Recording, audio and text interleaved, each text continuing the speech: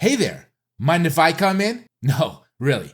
Go ahead, click play, invite me into your screen, and let's sink our teeth into one of the best vampire movies I've seen in years. Waxyz World. Welcome into Waxyz World, where we slash through horror and stake down the best and the bloodiest. Today, we're talking about Sinners, a film that honestly caught me off guard in the best way possible. This isn't just another vampire flick. It's a stylish, smart, and an emotionally charged story that does something a few modern horror films do right, and that's it makes the monsters matter. Sinners takes place in a small, religiously repressed southern town where things aren't just dark, they're cursed. The story follows a local preacher's son who begins to question everything when a stranger arrives and bodies start turning up. There's a layered mythology here about sin, salvation, and the dark hunger we all try to suppress. And speaking of standout performances, Michael B. Jordan absolutely kills it, literally and figuratively. He plays not one, but two roles, the mysterious drifter and his mirror-like counterpart. Watching him flip between calm menace and tortured humanity was a real treat.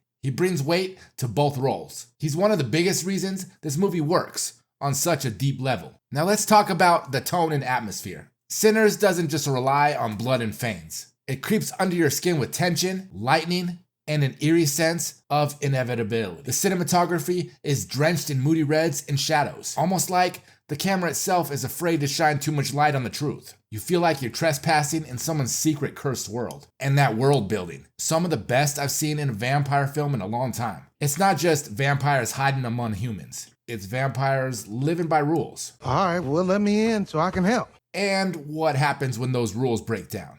You're never given a full info dump. The film respects your intelligence and lets you discover the rules naturally through behavior, whispered warnings, and sudden violence. Let's go back to Michael B. Jordan again because, wow, he plays two characters, brothers actually, and somehow makes both feel like fully realized, distinct individuals. One is stoic and burdened by his past, the other is charismatic, mysterious, and maybe a little too smooth for his own good. Their scenes together, electric. There's this constant tension, loyalty versus hunger, love versus survival. And Jordan balances both roles without ever feeling like a gimmick. And I'll say this, there's a monologue he gives late in the film about what it means to be a sinner versus a monster. It's the kind of line that sticks with you long after the credits roll. The pacing is tight. This is a 2-hour film, but it never drags. Every scene either builds suspense, deepens character, or twists the plot just enough to make you question who you're rooting for. And the kills,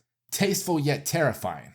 The film knows when to show restraint and when to go full horror. Let's talk about the supporting cast real quick. No weakest links here. The younger lead delivers a breakout performance as someone trying to escape a life that won't let her go. She's our emotional anchor in a story full of literal and metaphorical bloodsuckers. We're gonna kill every last one of you.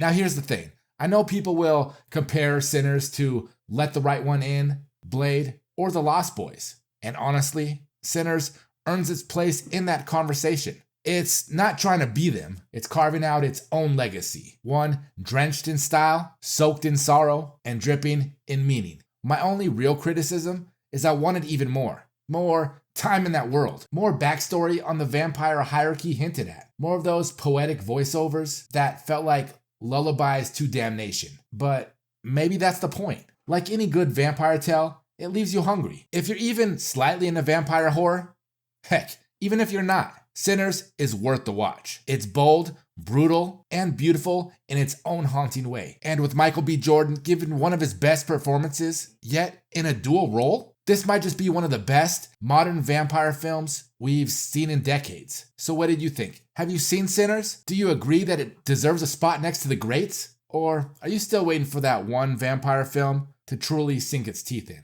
Let me know in the comments, and remember, next time a stranger asks to be invited in, maybe double check the reflection first. So till next time, we'll see you again. Peace.